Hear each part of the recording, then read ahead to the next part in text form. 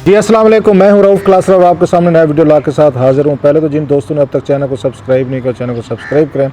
आज की स्टोरी मैं आपके साथ शेयर करना चाहता हूं। ये 2-3 दिन यहाँ पहले पाकिस्तान के आर्मी चीफ़ जो हैं जनरल बाजवा साहब जो हैं, उन्होंने एक मुलाकात की थी, या उनका एक आप कह सकते इंटरेक्शन हुआ था पाकिस्तान के पार्लियामेंटेरियंस के साथ, और बड़े एक अहम उन्होंने ब्रीफ़ किया, बल्कि आप कहें कि उन पे एक बड़ा फ्रैंक इंटरेक्शन हुआ उनके साथ, जिसमें डिफेंस कमेटी के, डिफेंस प्रोडक्शन के, सेनेट और ये कौमी असम्बली के जो अरकान हैं, दोनों हाउसेज़ की कमेटीज़ हैं, तो उनको बुलाया गया था। अच्छी खासी बड़ी तादाद में जो हमारे सेनेटर्स और ये MNAs जो हैं, जो उन कमेटीज़ में बैठते हैं, डिफेंस से रिलेटेड हैं, उनको इन्वाइट किया गया था GHQ में कि आप आएँ और पाकिस्तान या ख़ित्ते में जो बदलती सूरत हाल, इस पर हम आपको ब्रीफ़ करना चाहते हैं। यूजुअली तौर पर होता ये है कि पार्लियामेंट में आते होते हैं, यहाँ पे जनरल्स भी आते हैं, दीगर भी उस डिफेंस मिनिस्ट्री के लोग, या जो भी जिनको बुलाया जाए, जो ज़ेली इदारे हैं, वो आते हैं। पब्लिक अकाउंट्स कमेटी हो, डिफेंस कमेटी हो, फॉरेन अफेयर, सम टाइम जो रिलेटेड इश्यूज़ हों तो आते हैं, वो ब्रीफ़ करते हैं। और वहाँ पे इनको यूजुअली देखा गया है कि ऑफ द रिकॉर्ड, या वो कहते हैं इन कैमरा ब्रीफिंग्स होती हैं। हम सहाफ़ियों को वहाँ पे बैठने की इजाज़त नहीं होती। बहुत सारे इश्यूज़ होते हैं, वो समझते हैं नेशनल सिक्योरिटी के हैं, जिनमें ये सहाफ़ियों को नहीं बैठना चाहिए। तो अब की दफ़ा उन्होंने थोड़ा सा बदला कि आप जो हैं GHQ तशरीफ़ लाएँ, हम आपको वहाँ पर पूरा ब्रीफ़ करेंगे। और मेरा ख्याल है कि यहाँ पर बहुत सारे पार्लियामेंटेरियन जो थे, वो भी हमारी कौम की तरह थोड़े से वो थे, ये कन्फ्यूज़ थे कि समझ नहीं आ रही थी कि हो क्या रहा है यहाँ पे। अफ़गानिस्तान की जो डेवलपमेंट्स हुई हैं स्पेशली, तो उन्होंने मेरा ख्याल है कौम की तरह उनको भी पज़ल किया हुआ था पार्लियामेंटेरियंस को, तो लिहाजा वो वहाँ पर पहुँचे। और जनरल बाजवा साहब जो हैं, उन्होंने सिंगल हैंडली इन तमाम लोगों को ब्रीफ़ किया। कोई 2-2.5 घंटे तक वहाँ पर एक सेशन चला है। और मेरी कुछ वहाँ पे लोगों से बातचीत हुई है कि क्या वहाँ पे गुफ्तगू ऐसी हुई है जो आप लोगों के साथ शेयर की जा सकती है।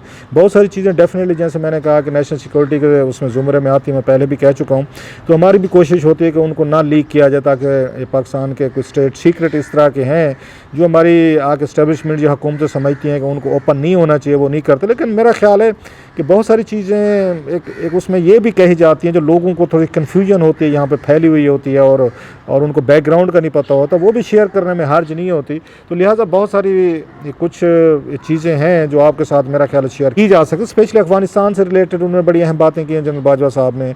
इंडिया के हवाले से बड़ा उन्होंने अपने आके बातें की हैं, और इवन पॉलिटिक्स पे बातें गुफ्तगू हुई है बहुत सारी। इमरान खान साहब और उनकी हुकूमत, नवाज शरीफ साहब या दीगर जो है, उस पर उन्होंने थोड़ा टाइम स्पेंड किया है। कुछ उन्होंने एडवाइसेस की हैं जो पार्लियामेंटेरियंस वहाँ पर बैठे हुए थे, कि पॉलिटिक्स जितनी यहाँ पे वो हो चुकी है, एक उसमें हेटरेड आ चुकी है पॉलिटिक्स में, जितना यहाँ पे एग्रेशन आ चुका है, इसको कैसे ये लोग जो हैं बैठ कर इसको आगे हल कर सकते हैं, इसको डिफ्यूज़ कर सकते हैं। ये सबसे बड़ा उनका ये कंसर्न था कि इसको जो फ़ौज जो है उसको ड्रैग कर लिया जाता है। जब पॉलिटिशियन आपस में लड़ कर थक जाते हैं और कोई उनके पास टॉपिक नहीं रह जाता, फिर आर्मी को ड्रैग कर लिया जाता है इनटू पॉलिटिक्स, और फिर उसके बाद जो मुखालिफ धड़े जो हैं वो उन पर तनकीद कर, इस पर भी उन्होंने बात की। मेन जो उन्होंने उस पर बात की, जहाँ से शुरू करता हूँ, बाद में एक वन बाई वन में आता हूँ कि अफगानिस्तान, इंडिया, कश्मीर या लोकल पॉलिटिक्स पर उन्होंने बात की। जो मेन चीज़ थी मेरा ख्याल है वो सबके इंटरेस्ट के लिए थी, वो ये थी जब जनरल बाजवा साहब ने उन्होंने एक्सटेंशन के हवाले से उन्होंने बात की। और ये सेशन चला तकरीबन, मुझे बताया कि 2.5-3 घंटे के करीब जो है ना ये चला है सेशन वहाँ पे। पहले उन्होंने खुद बातें की हैं, उन्होंने एक्सप्लेन किया सिचुएशन को, और फिर उसके बाद सवाल और जवाब का सिलसिला जो है ना वो शुरू हुआ है। खैर, स्टार्टिंग फ्राम एक्सटेंशन के, जनरल बाजवा साहब जो हैं उन्होंने खुद ये बताया कि उन्होंने एक्सटेंशन क्यों ली थी। आपको याद होगा कि 2 साल पहले जब ये इशू आया था, उसमें सुप्रीम कोर्ट ऑफ पाकिस्तान तक भी गया था, वहाँ पे भी उन्होंने एक एप्लीकेशन पे उन्होंने आके नोटिस ले लिया था, तो जिसमें आके ये बताया गया था आर्मी चीफ़ को जो मिली थी यहाँ पे एक्सटेंशन 3 साल की, तो वो शायद उसमें कुछ उन्हें प्रोसीजरल कोई लैप्स है या प्रोसीजरल चेंजेस की बात हुई थी। बहरहाल वो हो गया। अब वो ये कहते हैं आर्मी चीफ़, क्योंकि पाकिस्तान में इस पर भी बात हुई, इस पर एक तरह की कंट्रोवर्सी चलती रही, इसके हक़ में भी इसके अगेंस्ट भी, दोनों आर्गूमेंट जो हैं होते रहे। स्पेशली नवाज शरीफ साहब की पार्टी जो है वो अपने आप को समझती थी कि शायद हमारे साथ हाथ हो गया है। हमने भी क्योंकि उनको वोट डाला था पार्लियामेंट में, जब यहाँ पर एक्ट आया था या लॉ लाया गया था कि जनरल बाजवा साहब जो हैं इनको 3 साल की उनको एक्सटेंशन दी जाए, या वो अगेन वो कहते हैं 64 ईयर ऑफ एज तक कोई जर्नल जो है वो रह सकता है। तो लिहाजा उस पर नवाज शरीफ साहब की पार्टी ने भी वोट डाला तो उस वक्त भी उस पर बड़ी बहस हुई थी कि नवाज शरीफ साहब तो कहते थे कि वोट को इज़्ज़त दो, और वो उसके बाद उनका ये कहना था, जो इल्ज़ाम लगाते थे कि शायद ये मौजूदा इस्टेब्लिशमेंट जो है इन्होंने जो इमरान खान साहब के साथ मिलकर उनका वोट चुराया था, या उनको निकलवाने में इस्टेब्लिशमेंट का बड़ा रोल था। वो सारी तकरीरें आपने सुनी हुई हैं जब वो कहते थे मुझे क्यों निकाला, या बाद में उन्होंने इंटरव्यूज़ दिए।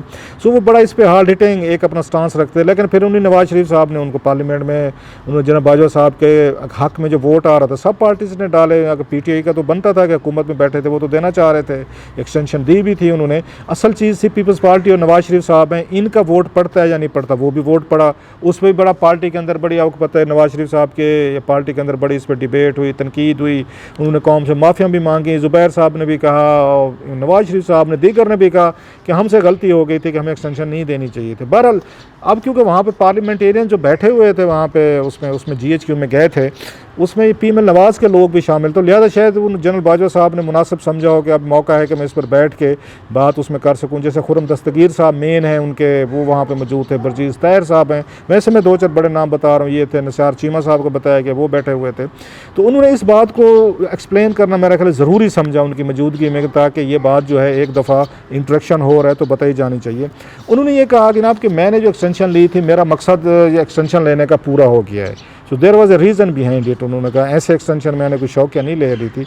रीज़न वो ये थी कि मैंने ये सोचा हुआ था, जिन हालात थे कि मैं ये ईस्टर्न और वेस्टर्न बार्डर जो है ना पाकिस्तान के, इनको मैं स्टेबलाइज़ करके जाऊँगा, सिक्योर करके जाऊँगा, और उस पर जिन दिनों में मैंने एक्सटेंशन ले रहा था तो दोनों बार्डर जो है हमारे इनसिक्योर थे, दोनों बार्डर्स पे हमारे लिए बहुत सारे मसाइल चल रहे थे। इंडिया के साथ भी आपको याद होगा बहुत सारी हमारी लड़ाइयाँ चल रही थी, बल्कि आना जाना बंद हुआ है। सीज़ फायर खैर अब हुआ है जाके, उसमें फरवरी मार्च में उसमें हुआ है। उससे पहले वो कहते हैं हालात जो इंडिया के साथ हमारे ठीक नहीं थे, कोई मतलब इवन कुछ चैनल्स भी काम नहीं कर रहे थे। सो मेरे जहन में ये था कि इंडिया के साथ भी हमारा जो बार्डर है उस पर मैं अपने आगे ठीक करके जाऊँ, और प्लस जो सबसे बड़ी मेन रीज़न थी वो मगरबी बॉर्डर था, या उसको वेस्टर्न बॉर्डर जो कहते हैं अफ़गानिस्तान के साथ है, उसको मैं सिक्योर करना चाहता था। आज वो कहते हैं कि मैं ये समझता हूँ जो डेवलपमेंट्स हुई हैं अफ़गानिस्तान में, जिसके बाद एक पाकिस्तान ने एक आप कह सकते हैं सुकून का सांस लिया है, तो दोनों बार्डर जो हैं आज वो बड़ी हद तक वो सिक्योर हैं। सो उन्होंने ये बताया है पार्लियामेंटेरियंस को कि मेन जो वजह थी मेरी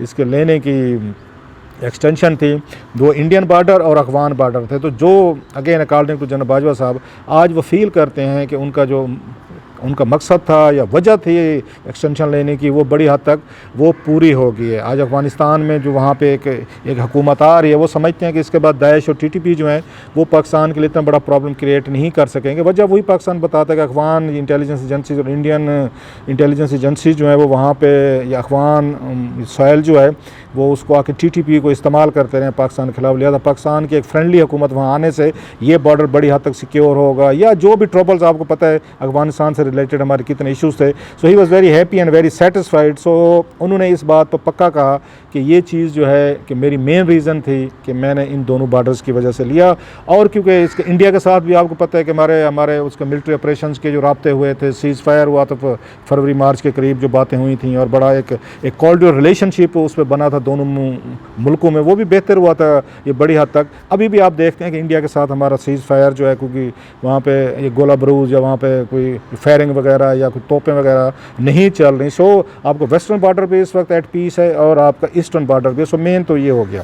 इस पर कश्मीर पे उन्होंने बात की सवाल किया गया उनसे कि शायद ये कश्मीर पे पॉलिसीज़ हमें फ़ील हो रहा है ये बदल रही है। तो उस पर उन्होंने कहा जनाब कि मुझे ये बताएं कि अब हमें इस पर प्रैग्मेटिकली थोड़ी सी चीज़ों को देखना होगा कश्मीर को। और आपको पता है पहले भी मैं एक वीलॉग में आपको बता चुका हूँ कि जिस वक्त उन्होंने जर्नलिस्टों को बुलाया था और जिसमें उन्होंने ब्रीफ किया था, उस वक्त भी उन्होंने कश्मीर के हवाले से बहुत सारा तफसील से बताया था। वो सारी चीज़ें मैं आपको अपने उसमें वीलॉग में बता चुका हूँ कि कैसे इंडिया के साथ बैकडोर चैनल जो हैं वो चल रहे हैं। बहुत सारे आर्मी जनरल्स की, इंडियन अथॉरिटीज़ की, हमारे NSA की, उनके NSA की मुलाकातें दुबई में भी हुई हैं, दीगर मुल्कों में भी हुई हैं, और बड़ी हद तक दोनों ममालिक जो हैं कश्मीर पर बहुत सारी प्रोग्रेस कर चुके हैं। अब वो चाहते हैं पाकिस्तानी मीडिया जो है वो भी सपोर्ट दे ज़रा इसको इनिशिएटिव को कश्मीर का, ताकि मसला जो है हल करने में मदद रहे। और नेक्स्ट स्टेप जो होगा वो पॉलिटिकल एक ओनरशिप है जो हुकूमत और ये पॉलिटिशियन जो है ना वो लेने की उस पर कोशिश करेंगे।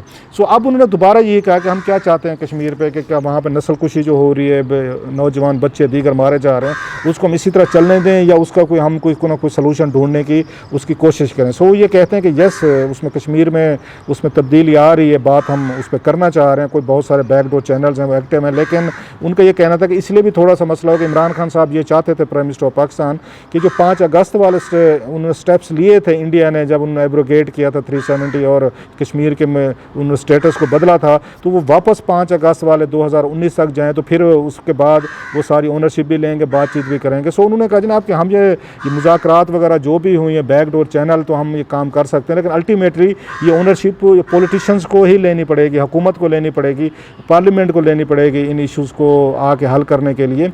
और उस पर उनका ये भी कहना था कि इमरान खान साहब अगर कमिंग टू उस पर हैं कि हमारा काम जो है वो जो पॉलिसीज़ बनाती हैं हुकूमत, चाहे वो नवाज शरीफ साहब बनाते थे, शायद खकान अब्बासी साहब थे या इमरान खान साहब हैं, ये पॉलिसीज़ बनाना आप लोगों का काम है। हम लोग बैठकर उस पर आपको वो कर सकते हैं, उस पर हम उसकी सपोर्ट दे सकते हैं, इम्प्लीमेंटेशन हम कर सकते हैं, लेकिन समझा जाता है कि शायद हम सारा कुछ हम ही कर रहे हैं, which according to general Bajwa साहब understand which is not true.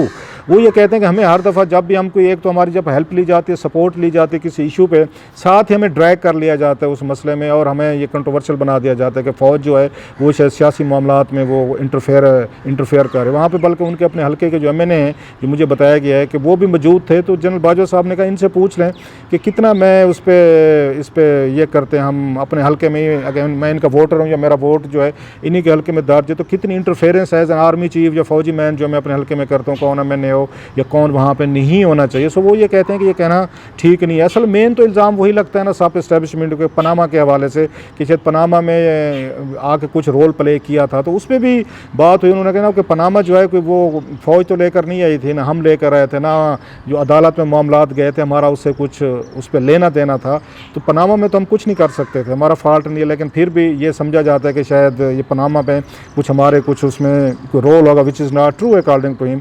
और प्लस जो मेन उन्होंने बात की वो की, उन्होंने क्या जनाब आप एक दूसरे से लड़ रहे हैं, उन सियासतदानों को कहा, जैसे नवाज लीग का पीपल्स पार्टी और पीटीआई की लड़ाई चल रही है, तो उन्होंने कहा ये बड़ी अनफॉर्चुनेट है, जिससे मुल्क को बड़ा इसको नुकसान होता है कि आप लोग एक दूसरे को बर्दाश्त करने को तैयार नहीं है। एक जीत कर आता है तो दूसरा उसको गिराने के लिए शुरू हो जाता है, धरने शुरू हो जाते हैं, तकरीरें शुरू हो जाती हैं, लॉन्ग मार्चेस शुरू हो जाते हैं। सो एक दूसरे को बर्दाश्त करें, 5 साल पूरे करने दें। इमरान खान साहब आए हैं, ये 5 साल पूरे करने चाहिए, कोई और हुकूमत है उसको 5 साल पूरे करने चाहिए। एक आपको एक दूसरे के मैंडेट का उनको एहतराम करना चाहिए। अगर आप लोग एक दूसरे को नहीं पूरा करने देंगे, साल जो हैं आपकी अपनी हुकूमतों को हैं, तो ये सिस्टम स्टेबलाइज नहीं होगा, मुल्क एक किसी डायरेक्शन पे नहीं चलेगा। सो ये बड़ा ज़रूरी है कि आप एक दूसरे को बर्दाश्त करें। आप बर्दाश्त नहीं करेंगे तो चीज़ें जो हैं वो उस पर आकर उनका कहना था ठीक नहीं होती। मसला उन्होंने कहा अभी उस पर आजकल जो इलेक्ट्रॉनिक वोटिंग मशीन जो है, इसकी भी बात हुई कि इस पर बहुत सारे एतराज़ात आ रहे हैं, इस पर वो जो है उस नवाज़ लीग या पोजीशन जो है वो नहीं मानने को तैयार। हुकूमत जो है वो आके बड़ी उस पर शद्दोमत से काम कर रही है कि अगला जो इलेक्शन होगा वो उस पर इलेक्ट्रॉनिक वोटिंग मशीन पे होगा। तो वो ये कहते हैं कि अब इसका तरीका है, रिफॉर्म्स आपने करनी है, आपने इलेक्ट्रिकल रिफॉर्म्स करनी है, इलेक्शन रिफॉर्म्स करनी है। अगर एक चीज़ पसंद नहीं है तो दूसरी आप उसको कर लें, दूसरी की रिफॉर्म कर लें, तीसरी कर लें। आपस में बैठेंगे तो कोई बातचीत होगी। आप एक दूसरे के साथ बैठ के बातचीत करने को भी तैयार नहीं है कि कौन सी हमने पार्लियामेंट में आकर रिफॉर्म्स करने, एक दूसरे को गिराने के लिए मुसलसल कोशिशें होती रहती हैं कि जो नहीं होना चाहिए। सो वो ये कह रहे थे कि जब तक आप बैठेंगे नहीं, बात नहीं करेंगे, आपको एक चीज़ पसंद नहीं, आप दूसरी भी डिस्कशन कर लें, आप तीसरा सिस्टम जो है आप उस पर चले जाएं। एक आपको वोटिंग का पैटर्न ठीक नहीं लगता और कोई आप उसको कर लें। सो ये इस पर भी उन्होंने आगे बात किया। इमरान खान साहब के हवाले से ये था कि आप लोग जो इमरान खान साहब फील कर रहे हैं, जो कि इमरान खान साहब इंटरव्यूज़ में भी कई दफ़ा कह चुके हैं, मैं भी ये बात अपने वीलॉग्स या शोज़ में कह चुका हूँ कि इमरान खान साहब जो हैंगओवर का शिकार हैं, वो निकल नहीं पा रहे उससे, कि जो उनको पहली तकरीर नहीं करने दी गई थी कौमी असम्बली में जब वो एज ए वज़ीर आज़म के तौर पर आए थे, पहले दिन आए थे। सो वो ये कहते हैं ये जो गुस्सा है, एंगर है, सारी चीज़ें आप लोग आपस में बैठ के जब तक इनको ठीक नहीं करेंगे तो आपने ठीक करना है सारे मसले। सो उन्होंने इस पर पॉलिटिक्स पे खासा उनको वो दिया, एक आप कह सकते लेक्चर दिया कि आपको अपने अपनी पॉलिटिक्स जो है, अपनी पॉलिटिकल स्ट्रेटजीज जो हैं, या पार्लियामेंट के अंदर और बाहर जो है ये पॉलिटिशियंस का कंडक्ट जो क्या होना चाहिए, क्योंकि अदरवाइज़ पाकिस्तान को इससे अच्छा खासा वो हो रहा है, इस पे नुकसान हो रहा है। जंगों के हवाले से कहा उन्होंने कि कौन सा जर्नल होगा जो जंग लड़ना हो, आकर लड़ना चाहता होगा। बीइंग उन्होंने कहा आर्मी चीफ मेरे लिए बड़ा सदमे का ये होता है, दिन होता है या टाइम होता है जब हम आके अपने जवानों की, शहीदों की लाशें जो है हमें उठानी पड़ती हैं। It's not an easy. तो खैर फ़ौज के हवाले से उन्होंने ये भी कहा, वही वाली बात जो पहले भी कहते रहते हैं कि मुझ पर तनकीद हो सकती है एज एन इंडिविजुअल, लेकिन आर्मी पे एज एन इंस्टीट्यूशन, जो आर्मी के जवानों पे उन पे तनकीद होगी तो फिर बड़ा मुश्किल होगा, क्योंकि इस पर उनका हमेशा एक जज्बाती जो पॉइंट ऑफ व्यू जो है ना वो रहा है। अफगानिस्तान का फिर वही अमन चाहते हैं, बात मतलब पाकिस्तान के साथ, जैसे मैंने कहा वो भी बात की। बहरहाल उन्होंने ये भी कहा आखिर पे नहीं बल्कि स्टार्ट में कहा था पार्लियामेंटेरियंस को कि आप लोगों के साथ जो हमारा इंटरेक्शन रहता है, ये चीज़ें रहती हैं, तो बेहतर होता है कि आप अपने तक रखा करें और इनको बाहर इनको लीक ना किया करें। लेकिन मैंने जो बातें आपके साथ शेयर की हैं, मेरा नहीं ख्याल कोई इनमें से कोई ऐसे कोई स्टेट सिक्योरिटी या इस तरह की चीज़ें हैं जो शेयर नहीं हो सकती हैं, जिनको नहीं पता चलना चाहिए। ये मेरा ख्याल है कोई अच्छे इसमें पॉइंट्स भी हैं पाकिस्तानी कौम की, एक एजुकेशन भी होती है, स्कूलिंग भी हो जाती है।